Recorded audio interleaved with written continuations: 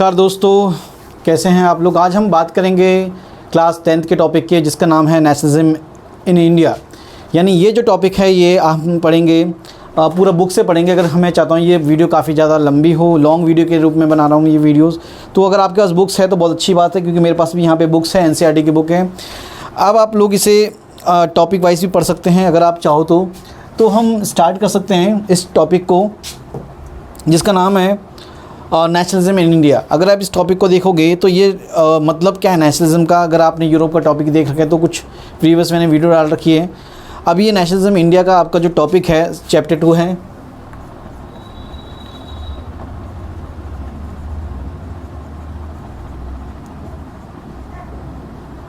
Okay, ये जो nationalism in India है, यानी भारत में हिंदी मीडियम के अगर बच्चे देख रहे हैं तो भारत में राष्ट्रवाद इसका मतलब होगा। तो नेशनलिज्म इंडिया का मतलब क्या है, ये नेशनलिज्म इंडिया कब स्टार्ट होती है, ये क्या हमने इस चीज़ को कॉपी करा है, क्या चीज़ थी। यानी सिंपल सी बात है कि नेशनलिज्म यानी हम एक देश बनाने की बात कर रहे हैं। एक देश बनाने की जो पूरा प्रोसीजर है, प्रक्रिया है, उसमें भारतीय का क्या रोल था, भारतीयों का क्या किस तरीके से हम भारतीय लीडर्स ने किस तरीके से इसमें कंट्रीब्यूशन किया, तो इसके बारे में पूरा हमें पढ़ना है। तो अगर आप इसको इंट्रोडक्शंस को अगर हम स्किप करते हैं, हम पहले चैप्टर पे आते हैं, पहले यूनिट में द फर्स्ट वर्ल्ड वॉर खिलाफत एंड नॉन कॉर्पोरेशन मूवमेंट। अगर यहाँ पे आप देखोगे, क्योंकि यूरोप में उस समय फर्स्ट वर्ल्ड वॉर चल रहा था, आपको पता होगा फर्स्ट वर्ल्ड वॉर जो है आपका 1914 से लेकर 1918 तक आपका चलता है। सो 1914 से 1918 तक आपका फर्स्ट वर्ल्ड वॉर चल रहा है। इस समय इंडिया में उस समय क्या हो रहा है, यानी इसके बारे में हमें पढ़ना है। इंडिया में फर्स्ट वर्ल्ड वॉर के समय देखेंगे, ध्यान से समझना कि ब्रिटिशर्स जो हैं इंडिया में जो है कई सारे सोल्जर्स को अपने साथ ले जाते हैं वर्ल्ड वॉर में लड़ने के लिए। और महात्मा गांधी उस समय उन्होंने साथ दिया था कि हमें जो ब्रिटिश सरकार की मदद करना चाहिए, क्योंकि वो ऐसा इसलिए समझते थे क्योंकि उस समय वो काफ़ी ज़्यादा लॉयल थे एक तरह से, या ये कह सकते हैं कि उनको ब्रिटिश सरकार पर भरोसा था। इसलिए उन्होंने या कह सकते हैं कि इसके बाद उन्हें लगता था कि ब्रिटिशर्स हमें आज़ाद कर देंगे, और इसलिए हमें ब्रिटिशर्स का साथ देना चाहिए। गांधी जी का ये आह्वान था। बट हुआ क्या कि अब यहाँ पे जैसे यहाँ पे लिखा हुआ है फर्स्ट टॉपिक में देखोगे, सो हमारे लिए एक अपॉर्चुनिटीज़ भी थी, क्योंकि वर्ल्ड वॉर हो रहा है। ब्रिटिश सरकार यानी जो भारतीय सरकार है, यहाँ पे भारतीय सरकार का मतलब है ब्रिटिश सरकार, इंडियन गवर्नमेंट का मतलब ब्रिटिश सरकार है। तो जब भी क्योंकि यूज़ होता है कई बार इंडियन गवर्नमेंट या भारतीय गवर्नमेंट, तो कभी कंफ्यूज मत होना, क्योंकि 1947 से पहले 1947 से पहले जब भी इस वर्ड का यूज़ होगा तो हम मान के चलेंगे कि ये वर्ड जो है वो ब्रिटिश सरकार के लिए यूज़ हो रहा है। सो 1914 से लेकर 1918 तक जो फर्स्ट वर्ल्ड वॉर चल रहा है, यानी प्रथम विश्व युद्ध चल रहा है, इसके अंदर भारतीयों का भी काफ़ी ज़्यादा रोल था। अब गांधी जी का जो है एक पूरा का पूरा एक उसमें यहाँ पे कह सकते हो काफ़ी बढ़िया रोल है इस नेशनलिज्म इन इंडिया में। तो गांधी जी अगर आप गांधी जी की थोड़ी हिस्ट्री पढ़ोगे तो गांधी जी जो है वो इंग्लैंड से जाकर अपनी पढ़ाई करते हैं वकालत में, यानी लॉ की स्टडी करते हैं, और वो साउथ अफ्रीका में एज अ प्रैक्टिस करने के लिए जाते हैं। वहाँ पे एक इंडियन बिजनेसमैन का वो केस लड़ने जाते हैं। और आपने ये सुना होगा कि जब वो फर्स्ट क्लास ट्रेन की टिकट खरीदते हैं, बट वो जब अपने आराम से ट्रैवल करते हैं तो वहाँ पे क्योंकि वहाँ पे अपार्थाइड सिस्टम था, यानी रंग भेदी कानून था, जिसकी वजह से महात्मा गांधी को एक ट्रेन के स्टेशन से, यानी जो वहाँ पे साउथ अफ्रीका में जो स्टेशन है, उस स्टेशन का नाम पीटर गार्ड्स आई थिंक सब कुछ ऐसा ही है, प्रिटोरिया जो राज्य में है वो। तो वहाँ पे उनको उतार दिया जाता है। उतारते क्यों है, क्योंकि वहाँ पे ये रूल था कि ब्लैक्स या इंडियंस, या जिसे इंडियन को ब्राउन भी कहते हैं, ठीक है, या दूसरे कलर्ड के लोग जो हैं जो कि इन्फीरियर माने जाते थे, यानी उनको जो है फर्स्ट क्लास ट्रेन की टिकट में उनको अलाउ नहीं था, फर्स्ट क्लास डब्बे में वो ट्रैवल नहीं कर सकते थे। वहाँ पे सिर्फ वाइट लोग, यानी वाइट यूरोपियंस लोग ही वहाँ पे फर्स्ट क्लास की ट्रेन के डब्बे में सफ़र कर सकते थे।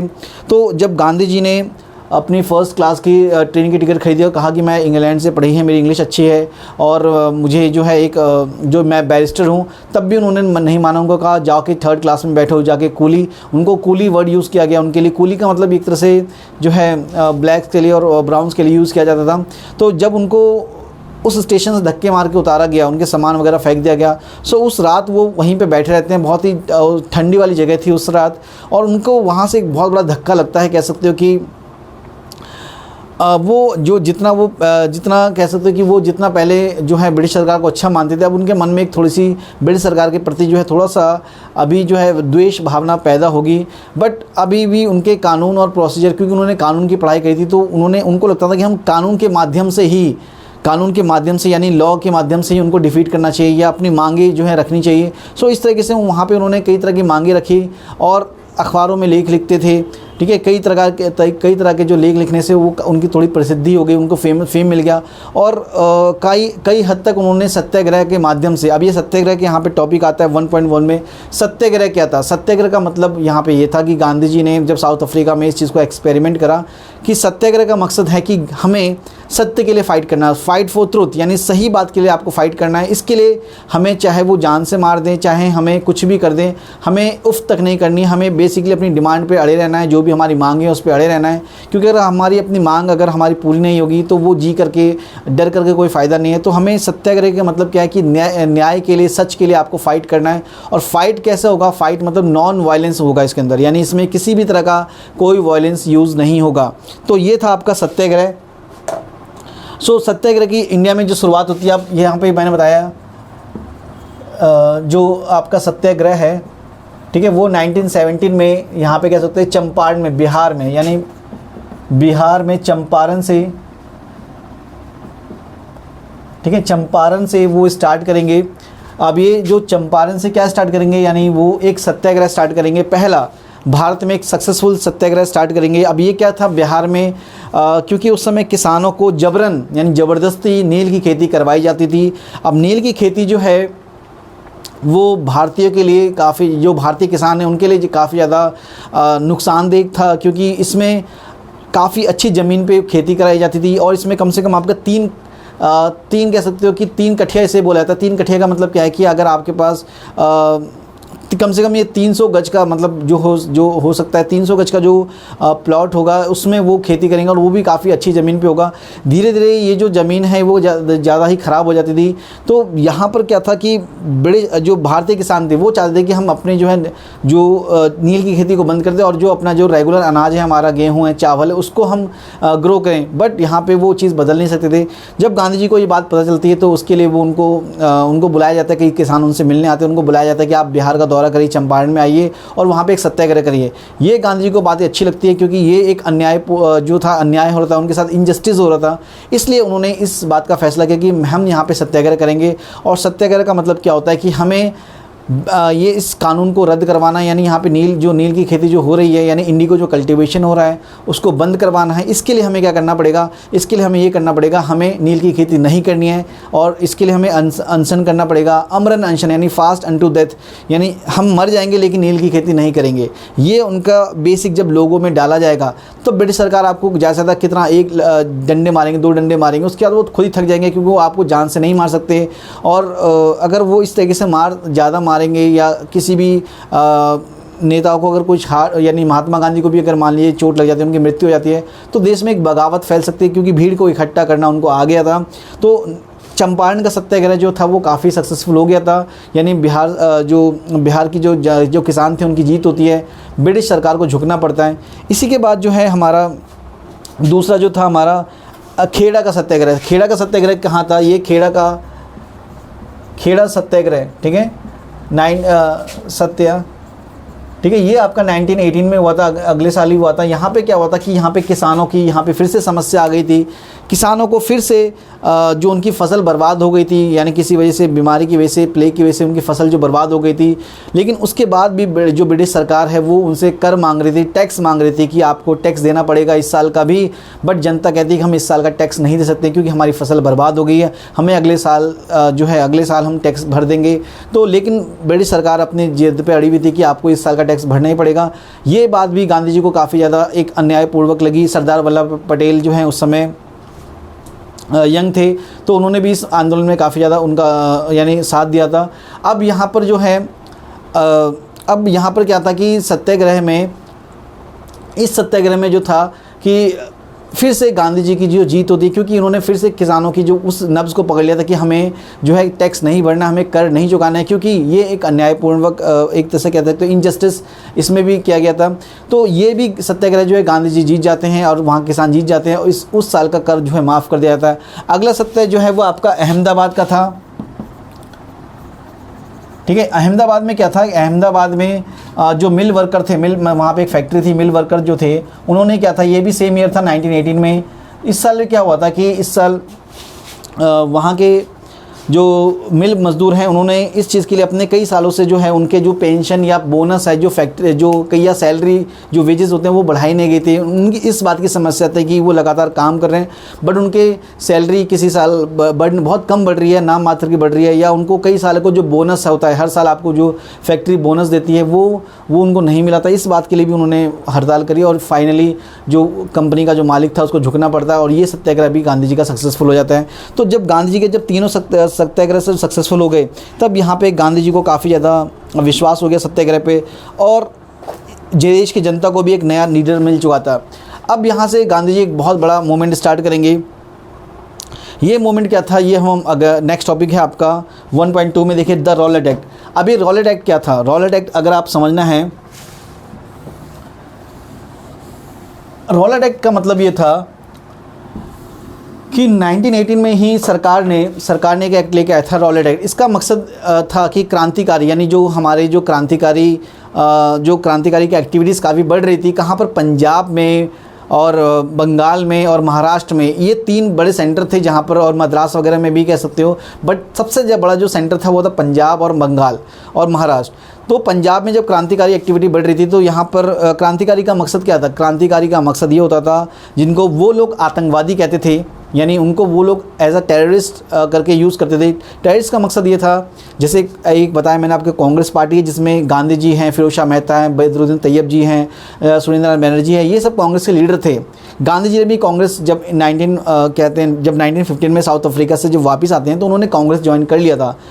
बट कुछ ऐसे लीडर थे जिनका मानना था, या जो ऐसे नेता थे जो क्रांतिकारी थे, जिनका मानना था कि हमें क्रांतिकारी मतलब हमें कांग्रेस की जो रिक्वेस्ट वाली जो पॉलिसी है, जो आपने छोटी क्लास में भी पढ़ा होगा, रिक्वेस्ट के थ्रू जो हमें रिफॉर्म्स करवाने, उसमें उनका विश्वास नहीं था। उनका मानना था कि हमें पूरी तरीके से आज़ादी चाहिए, हमें स्वराज चाहिए और उसके लिए हमें वायलेंस का यानी हिंसा का सहारा लेना ही पड़ेगा और ब्रिटिशर्स ऐसे नहीं जाएगी, हम पे वो बहुत अत्याचार करती है।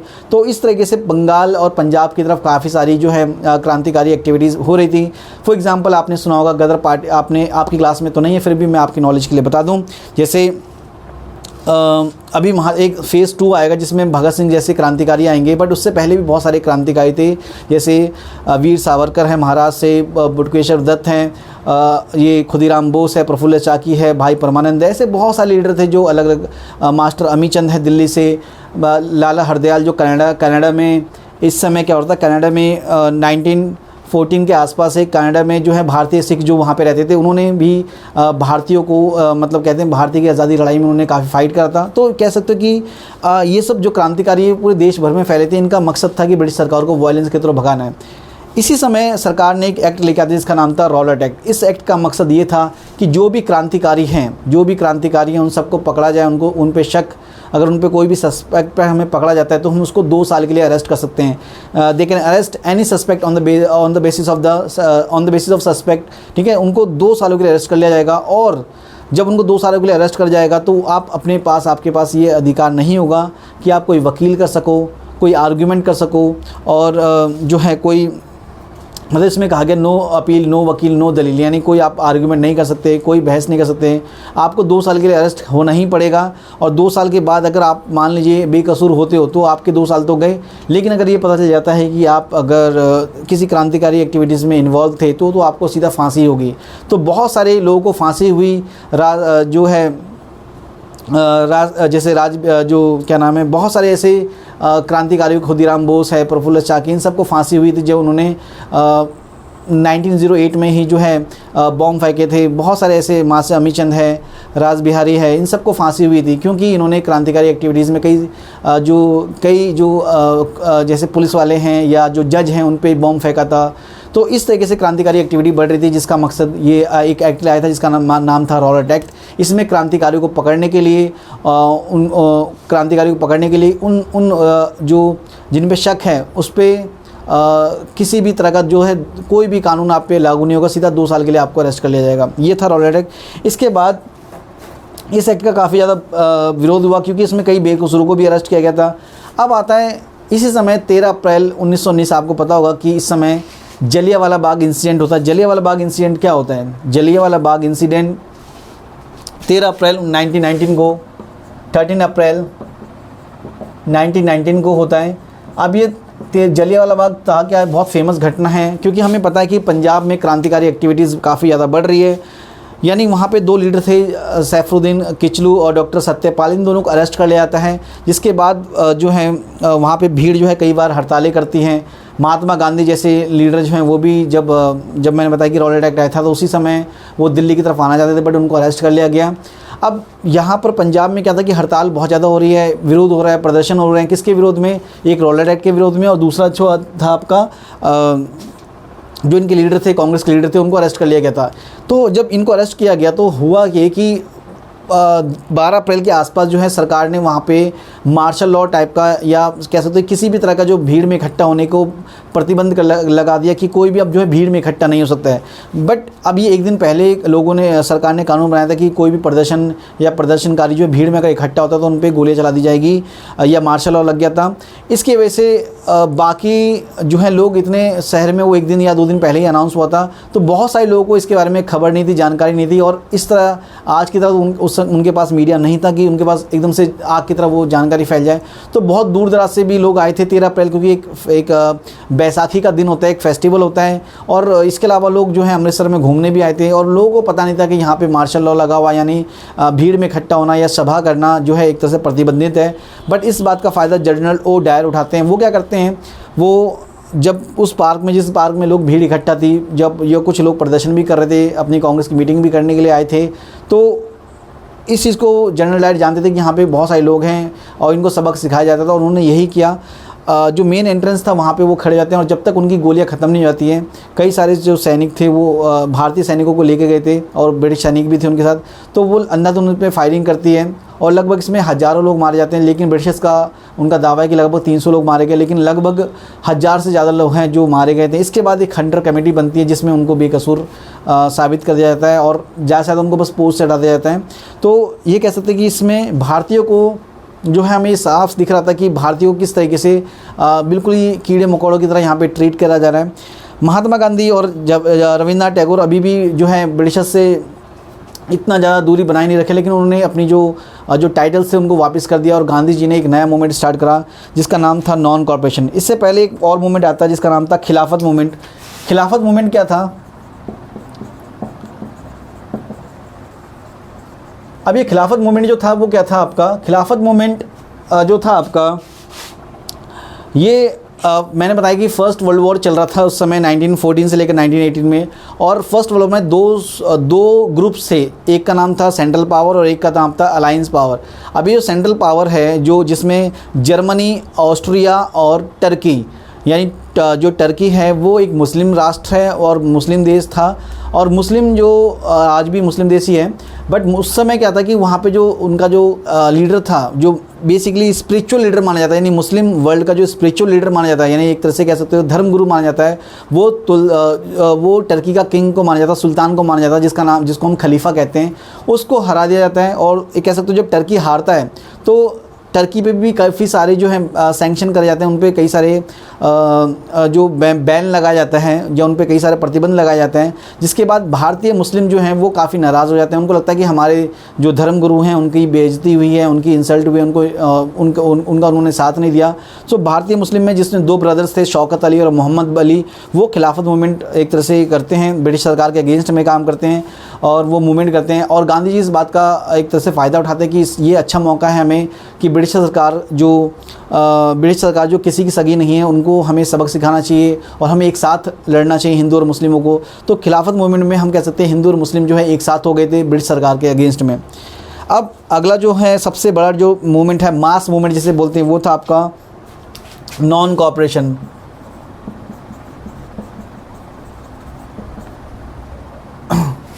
अब ये नॉन कोऑपरेशन क्या था?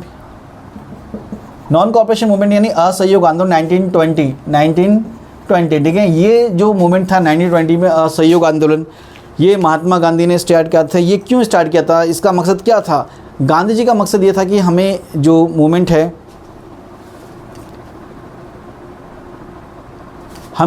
है, वो काफ़ी जो है एक मास लेवल पे करना होगा, एक आम जनता को इसमें जोड़ना होगा।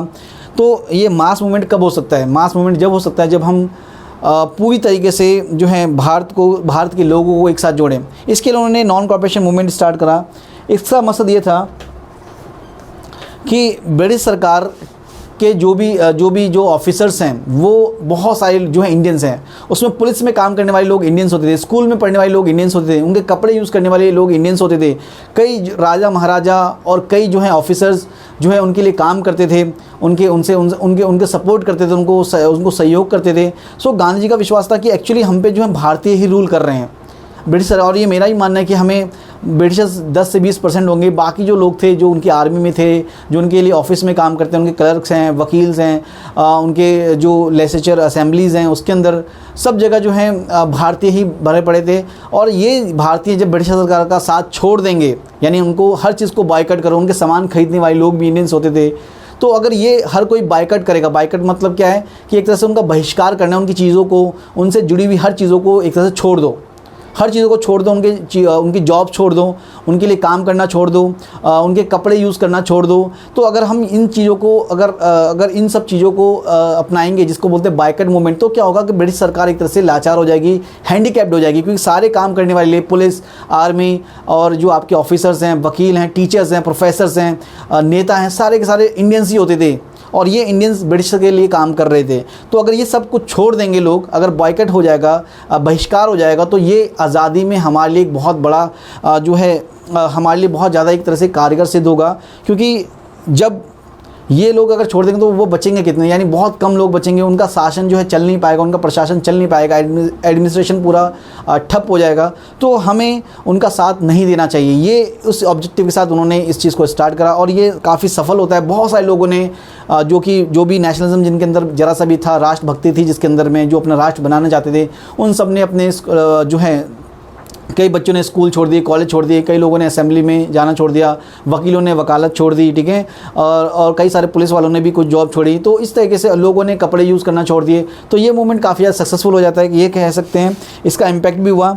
अब 1920 में जो है इसका मूवमेंट, अगर टॉपिक 2 पे आते हैं, यूनिट 2 में different standards with the movement. अगर आपके पास बुक है तो बहुत अच्छी है, आप बुक ले लीजिए। इसमें क्या था कि इसमें the movement in the towns, अब यहाँ पे देखिए नॉन कॉर्पोरेशन मूवमेंट बढ़िया चल रहा है, अब यह सहयोग आंदोलन काफ़ी बढ़िया चल रहा है। लेकिन हुआ क्या कि ये मूवमेंट जो है टाउन में किस तरीके से पहुंचता है, धीरे धीरे देखोगे कि मूवमेंट जो है शुरुआत में काफ़ी अच्छा था, सक्सेसफुल था। ब्रिटिशर्स का बिजनेस जो है वो 102, यहाँ पे देखो 102 करोड़ से लेकर 57 करोड़ तक आ चुका है। लगभग उनका बिजनेस आधा हो चुका है, क्योंकि जो भी उनके कपड़े थे हम यूज़ करना बंद कर दिया था हमने। तो जब ब्रिटिशर्स का जब बिजनेस आधा हो गया है तो ये फ़ायदा किसको हो रहा है? इंडियंस को हो रहा है। इसके अलावा कई सारे इंडियन जो बिजनेसमैन हैं वो भी इस चीज़ को सपोर्ट कर रहे थे, क्योंकि जब ब्रिटिशर्स के कपड़े नहीं बिकेंगे तो टाटा, बिरला, बजाज, इन लोगों के जो ये कुछ राष्ट्रवादी लोग थे, उस बिजनेसमैन थे, ये लोग जो हैं इस चीज़ को सपोर्ट कर रहे थे, गांधी जी को सपोर्ट कर रहे थे कि ये मूवमेंट जो है कहीं ना कहीं इंडिजिनस यानी स्वदेशी जो गुड्स हैं, यानी जो प्रोडक्ट है उसका यूज़ करेंगे लोग। गांधी जी का विश्वास था कि हमें जो है घर घर में जो है चरखा से जो कपड़े जो बनते हैं, यानी जो हमारे हैंडलूम कपड़े हैं, आर्टिसन कपड़े हैं, खादी जिसे बोलते हैं, उसका प्रयोग करना चाहिए। लोग जो हैं अगर जो खुद से कपड़े बनाए और खुद से उससे यूज़ करेंगे, या जो कपड़े बना रहे हैं उनसे कपड़े खरीदेंगे तो उनका सपोर्ट होगा, उनकी आर्थिक स्थिति अच्छी होगी, इकोनॉमिक कंडीशन उनकी अच्छी होगी और उनके घर में पैसा आएगा। सो ये क्या होगा कि धीरे धीरे हमारा जो इकोनॉमी की भी अच्छी हो जाएगी, गाँव लेवल पे, स्वराज लेवल पे ये बहुत ही अच्छा सिद्ध होगा। तो गांधी जी का एक इकोनॉमिकल पर्सपेक्टिव भी ये था कि ब्रिटिश सरकार का अगर हम चीज़ों को यूज़ नहीं करेंगे तो हमें देसी जो खादी कपड़े हैं, जो देसी कपड़े हैं उसको यूज़ करना चाहिए। और इससे हमारा जो है जो बुनकर वर्ग है, यानी जो कपड़े जो बुनते हैं, वीवर वर्ग है, उसको काफ़ी सपोर्ट मिलेगा और ये देश की इकोनॉमी के लिए अच्छा होगा, यानी भारतीयों के लिए खासकर। तो गांधी जी ने इसे खादी मूवमेंट भी कहा एक तरह से। अगला है rebellion in country side. 1 minute इसमें लिमिट है, टाइम लिमिट दिया, देख लेते हैं, अभी चल रहा है। सो रिबेलियंस मतलब क्या है? रिबेलियन मतलब क्या है कि अब देखो मैंने बताया कि इससे हर वर्ग जुड़ा था। शहरों में तो जो प्रोफेशनल वर्ग हैं, जैसे मान लीजिए डॉक्टर्स हैं, लॉयर्स हैं, टीचर्स हैं, प्रोफेसर्स हैं, इसके अलावा स्टूडेंट्स हैं, इन सब ने अपनी जॉब छोड़ दी थी। बट अभी गांव वगैरह में कौन थे? गांव में रहते थे किसान। अब किसान भी इस मूवमेंट में बढ़ चढ़ कर हिस्सा लेते हैं। जैसे यहाँ पे एक आता है, यहाँ पे 1920 में जो है अवध, यानी उत्तर प्रदेश में अवध जो ज़िला है, वहाँ पर जो है बाबा रामचरण और जो है जवाहरलाल नेहरू ने मिल कर के यहाँ पे अवध किसान सभा बनाई थी। अवध किसान सभा का मतलब ये था कि जो किसान हैं वो भी अपना एक्सप्लॉइट होना बंद करें, ठीक है। अगर किसान अगर अपना जो है एक्सप्लॉइट होना बंद करेंगे तो ऐसे कैसे हो सकता है? तो इसके लिए उन्होंने एक फार्मूला निकाला कि जितने भी जो हम किसान हैं हम सब यूनाइट हो जाना चाहिए, और जो भी ताल्लुकदार हैं, ज़मींदार हैं, इन पे हमें अटैक करना चाहिए या इनकी बातें नहीं माननी चाहिए, इनको टैक्स नहीं देना चाहिए। सो इस तरीके से मूवमेंट भी काफ़ी ज़्यादा फैल गया। लोगों ने रिबेल कर दिया, यानी एक तरह से आंदोलन कर दिया। किसके अगेंस्ट में? जो ज़मींदार से, ताल्लुकदार थे, जिनके पास पावर थी टैक्स कलेक्ट करने के लिए, या जो ब्रिटिशर्स के लिए टैक्स कलेक्ट करते थे, या जो है कई लोग शोषण करते, एक्सप्लॉइट करते थे। तो उन लोगों के खिलाफ जो है जनता ने, किसानों ने जो है एक तरह से आंदोलन कर दिया, एक तरह से क्रांति कर दी, जिसको कहते हैं रिबेल इन कंट्री साइड। मतलब क्या हुआ कि हर लोगों ने, जो कई लोग जो ज़मींदारों के यहाँ फ्री में काम करते थे, बंधुआ मजदूरी थी, उन सब को एक तरह से कह सकते हो लोगों ने एक तरह से किसानों ने उनके खिलाफ जो है क्रांति करी। इसको हम कहते हैं रिबेल इन कंट्री साइड।